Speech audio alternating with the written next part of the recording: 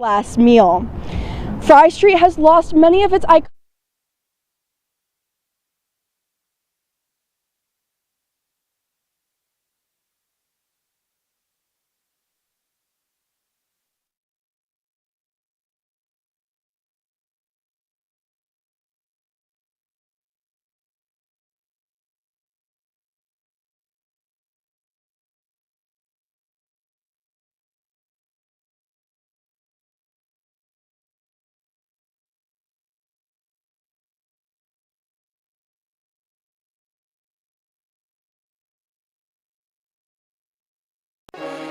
Broadcasting live from the University of North Texas, this is NTTV Nightly News. UNT students say goodbye to a beloved restaurant near campus. I'll tell you why it's suddenly closed.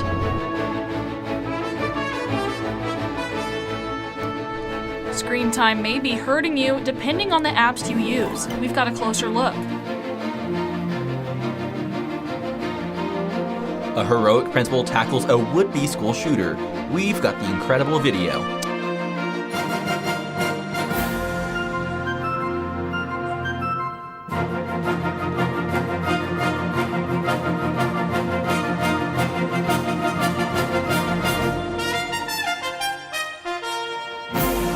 Good evening. Thank you for joining us on NTTV Nightly News. I'm Alexandria Teeters. And I'm Edison Stewart. Well, it's that time of the year again. It is tax day, and if you thought college students were exempt from this national deadline, that is not the case. But there may be some good news because the IRS estimated more than 50 million Americans benefited from Congress-approved deductions last year, and experts this year are devising tips and suggestions to keep those benefits coming. They advise using electronic filing for last-minute submissions, as well as requesting dated local postmarks for mailing returns at the post office. Taxpayers who aren't able to make the deadline can also request an automatic 6-month extension. Otherwise, they'll face a late filing fee for each overdue month. Experts also advise Americans who can't pay what they owe to request that extension. That way, they'll face one penalty plus interest instead of two. And now, if you're feeling the pinch after writing those tax checks, or if you are celebrating a potential refund, some freebies and deals from some popular brands could soften the blow. Several restaurants and chains across the nation are offering tax day discounts and giveaways. Some of these brands include Krispy Kreme, Subway, and Kroger. This can give those who owe a refund to the IRS a chance to give their wallets a break and a small win. And it's not just college students that are benefiting from refunds, but small businesses as well, who report that tariff refunds are on track to start processing next week. It comes from backlash to the Trump administration's unpopular and costly tariff program. Importers can make claims for refunds with interest from the tariffs that were invalidated by the Supreme Court, which could total $127 billion. Thousands of lawsuits have already been filed by companies who pay the tariffs, but trade attorneys warn that it's possible for the Trump administration to file appeals. Well, Alexandria, it was raining a little bit on the way to the studio today, and I was scared it was almost going to ruin my hair. Well, I'm glad it didn't because you look great, but I don't know how tomorrow will treat you. Well, let's check in with NTTV weather anchor Emily Rice to get a first look at the weather and see if I may need to wear a hat. Thanks, Edison. You may want to protect your hair from the humidity in the coming days, especially after tonight's thunderstorm. Current conditions are showing temperatures at 75 degrees with 15-mile-per-hour wind speeds and some rainy weather preparing us for a thunderstorm later. Tonight, we can expect a drop in temperature down to 69 degrees, feeling a little bit warmer at 70 degrees and some cloudy weather. Tomorrow, we can expect a significant rise in temperature up to 84 degrees, feeling quite a bit warmer at 88 degrees with a nice 14-mile-per-hour wind speed and some partly cloudy weather. Coming up in my full forecast, I will let you know what to look out for this week and if we have any more stormy days incoming. Thanks, Emily. It is the end of an era for a local favorite in the Denton dining scene. Our live shot anchor Marguerite Calkins tells us why one popular burger spot is hanging up the apron for good. Marguerite. Thanks, Alexandria. A favorite local spot for North Texas foodies has officially served its final meal. Fry Street has lost many of its restaurants recently, and they just so happen to all be neighboring restaurants. The Hideout, Crooked Crust, and now the Slap Burger Bar. The Slap Burger Bar announced its permanent closure yesterday. The owners say that despite a loyal following, the financial pressure made it impossible to maintain their quality standards. Management thanked the community for years of support, saying they chose to go out with dignity rather than compromise their menu. From the owner, there has been no future plans for the restaurant yet. With NTTV Nightly News, I'm Marguerite Calkins. And for more additional business closings, I'll be handing it back over to Edison. Thanks, Marguerite. That is correct. Hundreds of 7-Eleven locations will be shutting their doors or operating just as gas stations within the next year. Here in Texas, there are more than 1,450 stores. Recent reports say that in North America, 7-Eleven will be closing 645 convenience stores. The closures come as the franchise's Japanese parent company plans to spin off its North American locations with an initial public offering. The companies say new stores will be more focused on food, drinks, and prepackaged meals. No information yet if any 7-Elevens in Denton will be affected, but stay with NTTV as we continue to learn more. And on the other side of the country, a different kind of change, now with a big impact on UNT students. The University of North Texas Transportation Services have made a major change to their night flight safety shuttle. Their service has officially moved from an on-demand system to a fixed route model aimed at improving efficiency and reliability for late-night riders. Beginning March 15th, UNT's night flight shuttle began transitioning away from on-demand rides to a continuous loop with designated stops across campus. Transportation officials say the change comes after misuse of the previous system. To me, it was a real problem as far as the misuse of resources in that it's not a taxi. It's a large ProMaster van. And so when you're driving something like that, a large vehicle like that around campus, burns gas, it's hard on the vehicle. Go down the list. That's just not what the vehicle was designed to do. It's a bus. It's a van. The updated routes include key locations across campus, with shuttles arriving roughly every 10 minutes. Service runs late into the night, Monday through Friday from 11 p.m. to 2 a.m. and earlier on weekends starting at 9 p.m. Using it this way, it's much more predictable. It's much more efficient. And overall, it's going to be safer. Students can track shuttle locations in real time using the TripShot app, which also helps riders plan routes and find nearby stops. UNT Transportation encourages students.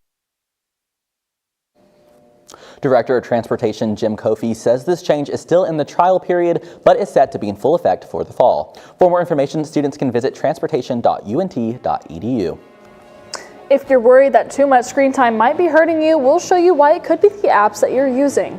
And a brave principal stops a would-be school shooter, saving his students. We'll have more for you after the break.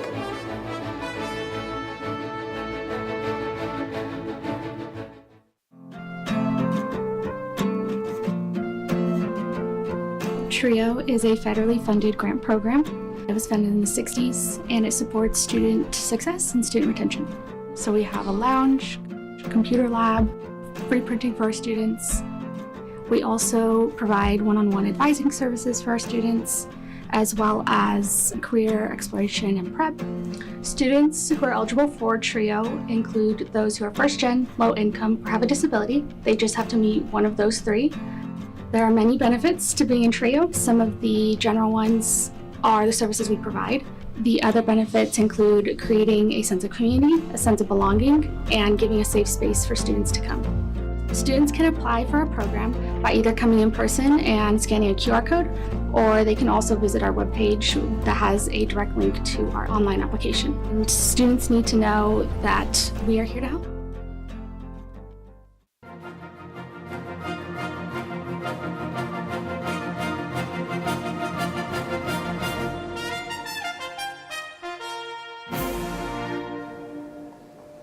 The Trump administration is reportedly trying to extend the ongoing ceasefire in Iran as tension continues in the Middle East with no end in sight. The White House says it has not formally asked to keep the ceasefire going, but negotiations are still going on. Right now, the ceasefire is set to end next Wednesday, April 22nd. The Iran war and President Trump's reaction to it is threatening to overshadow Pope Leo's tour of Africa. Trump has been critical of the Pope's opposition of the war and has attacked the leader of the Catholic Church on social media. In the wake of that controversy, Pope Leo said today the world needs unity, not division. Although we have different beliefs, we have different ways of worshiping, we have different ways of living, we can live together in peace. And so I think that to promote that kind of image is something which the world needs to hear today. Pope Leo has not directly criticized President Trump, but says he will keep speaking out against the war, regardless of Trump's comments about him. In other news, 25 children and 2 teenage counselors at Camp Mystic died July 4th last year in a deadly nighttime flood of the Guadalupe River. The parents of the only camper whose body was never recovered are suing to stop the camp from reopening this summer, charging gross negligence. Today, a 3-day hearing ended in Austin. The family says the camp should remain closed because the Texas Rangers and the state health department are still investigating the tragedy, and the camp remains a crime scene. A judge is expected to rule soon on whether to continue an injunction that keeps the camp from reopening. And taking a look up north, deadly tornadoes and damaging severe weather has hit the Midwest, and more is expected to be on the way. Ivan Rodriguez has an update on what this spring severe weather season is bringing.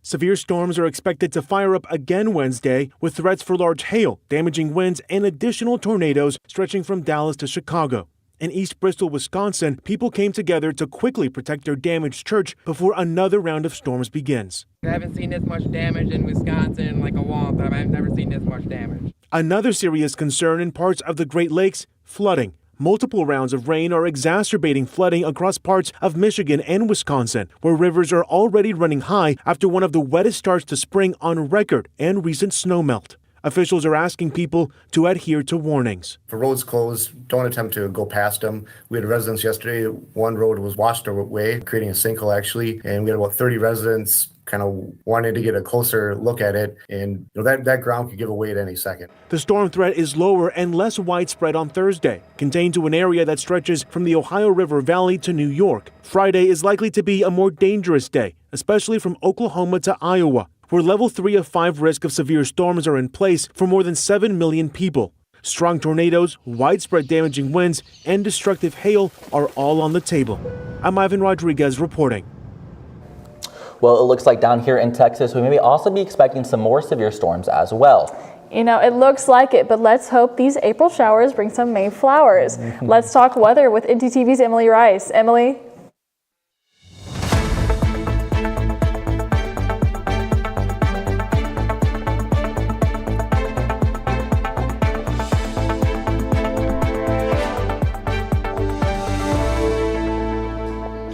Thanks, Alexandria. After tonight's storm, we are thankfully expecting it to calm down here. Across North Texas, we can see temperatures sitting in the mid to high 70s, with it really being hot over in the Fort Worth area. In addition to this, humidity levels are at an all-time high across the north.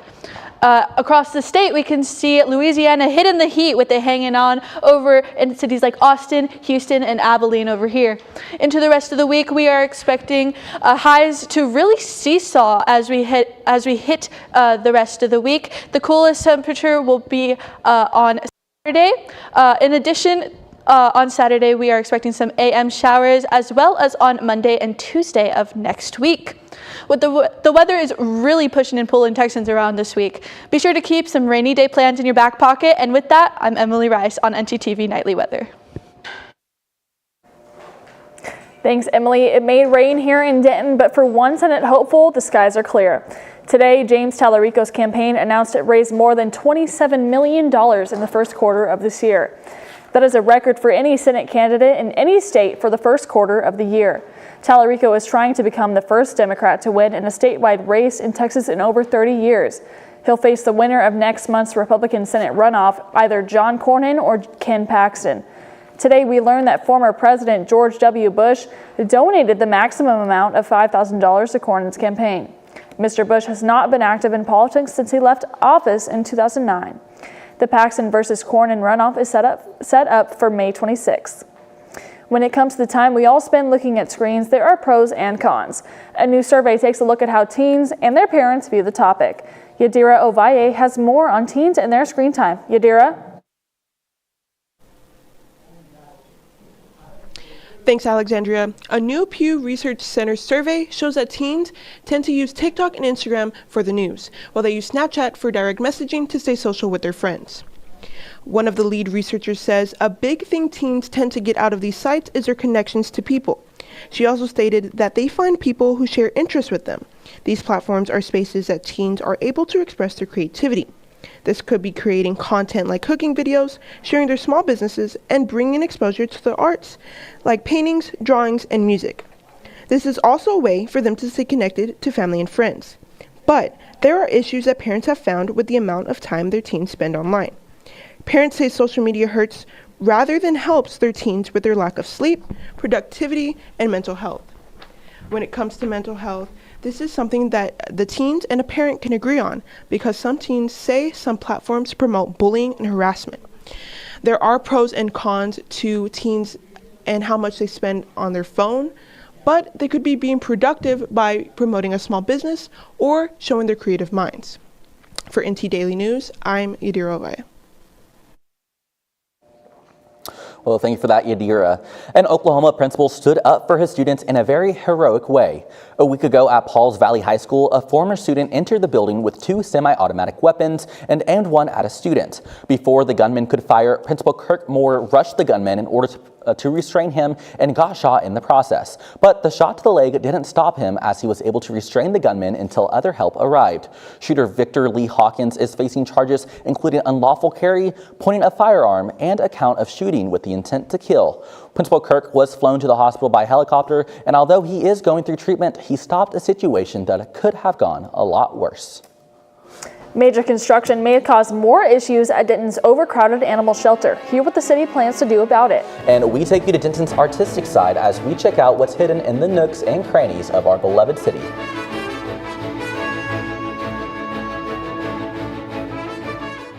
warned them that this was dangerous, but did they listen? No! I've been having these dreams. Welcome in. This is part of the process, Eric.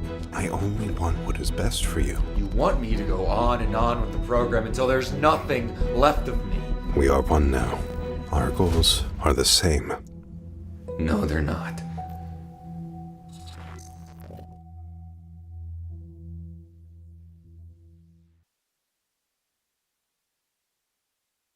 Evil lies here.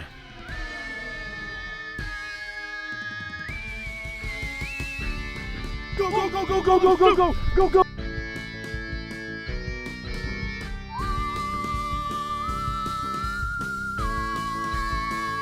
Get that, get that! Be gone, evil spirit!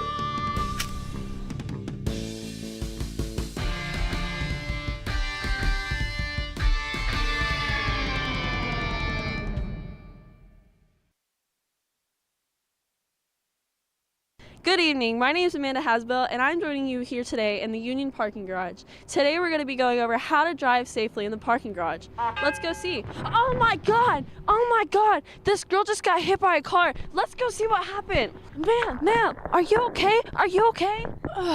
Did you see that lady hit me with a car? Yeah, we did. I got it all on video. Oh my god. Let's go over here and talk about how we can prevent that. Yeah, not the hospital. Well, right now we're going to ask you a couple questions on how we can drive safely in the parking lot. What are ways that we can be aware of our surroundings? Oh, we can look both ways. Jenna, also, how about putting the distractions away? Yes, just like our phones, turning our music down, and also not focusing on our passengers. Where can you get information on how to get a parking pass? Transportation.unt.edu. If you park in a garage, make sure you pay on the app or look for further instructions on how you should pay. And remember, no pass, no park. Let's all try to keep our mean green community safe. Remember, we're all in this together. Drive safe.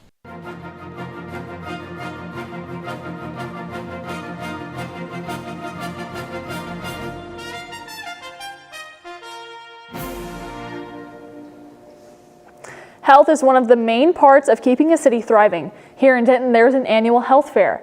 I got a chance to talk to the people involved with keeping you healthy. Let's take a look.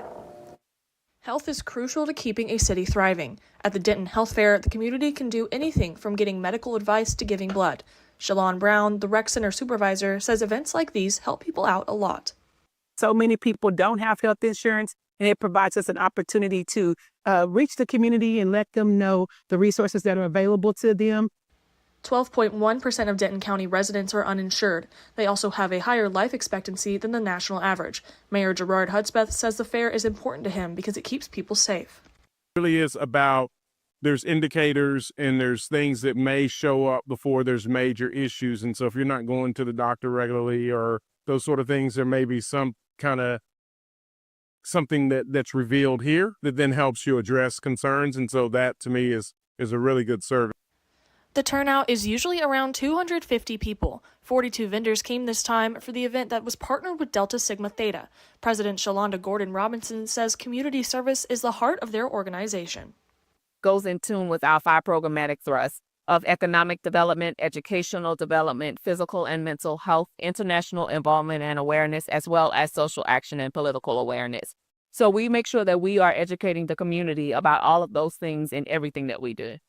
Staff says this event also helps people get familiar with the rec center and what it has to offer. The fair typically happens once a year, getting more people involved every time.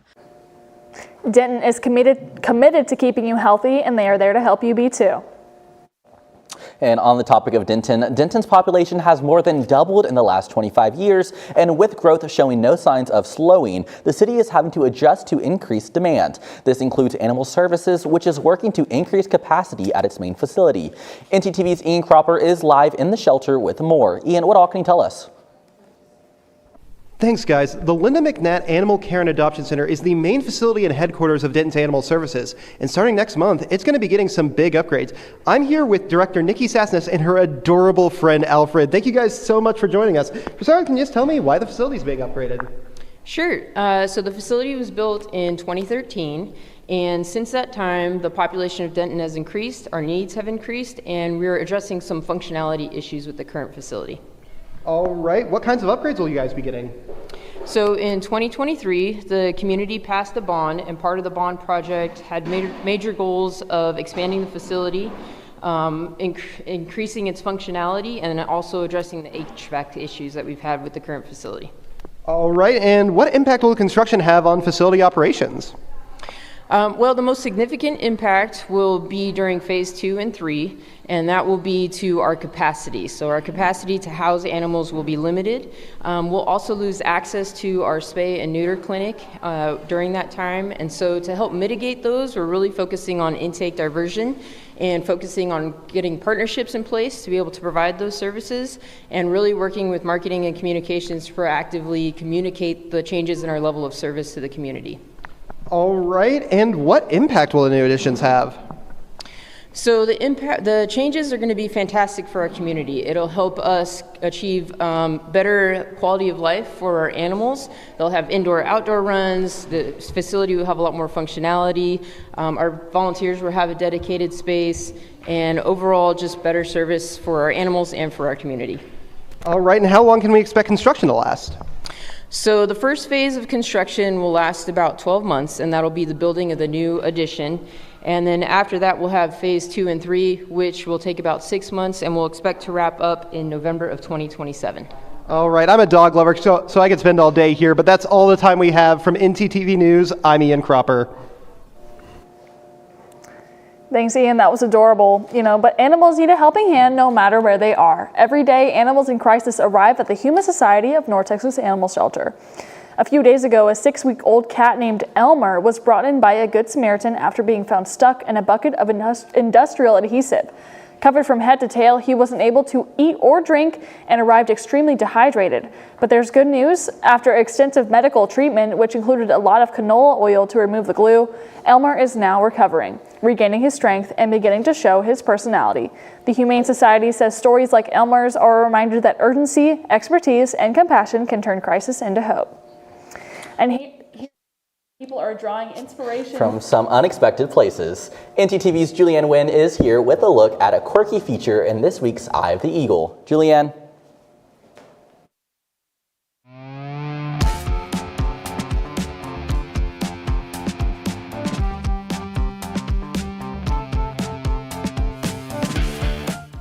That's right, guys. Denton is known as a very artistic city, and that's because of the wild spirit of the residents, and that reflects everywhere, even in the nook and crannies of the town. Vandalism and graffiti are one of the most common juvenile crimes. However, sometimes rules are meant to be broken. And that's exactly why the Community Spray Paint Nook, located between Orr Coffee and Vortman's College Supplies, provides for the Denton community. Originally it wasn't allowed to spray paint there, but we have muralists every now and then, and people would always just spray paint over the murals. It was really unavoidable.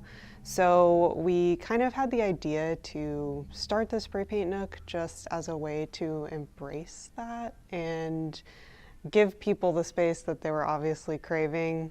Numerous artists come and go to transform the Nook into a collection of ideas. The Nook is truly the North of Ordinary, enforcing the free-spiritedness of the Denton community. Because anyone could do anything. It's just a good way to bring people out to create art that anyone can see while passing by. And it's also like a safe place for people. They won't get in trouble for using the space. And the best part is that if you don't like something, just cover it up. Although, there are a couple of guidelines. You can't go onto the sidewalk. That would also get covered up or power washed off. But clearly, it's always fun to break the rules. Every day, the Spray Paint Nook looks a little different. So come by, check it out, and maybe even do some spray painting. Denton is known for its little oddities, and the Spray Paint Nook is just one of them. There's a lot of fun quirks. You just have to pause and look around, especially if you conveniently stop between Aura Coffee and Wortman's. I'm Julianne Nguyen with NTTV Nightly News. Thanks, Julianne. You are on fire, and you're just so hard to keep up with, and the same goes for the sports world. They have made it really hard to keep on track. I mean, honestly, I agree. The only thing I've kept my sight on is UNT women's tennis. We might have the next Serena Williams on campus. I'm just saying. No way, that would actually be so cool, and our sports anchor, Jordan Lindsay, is in the studio with more on that. Jordan. Thanks, guys. UNT women's tennis is looking at a historic season. I'll have more after the break.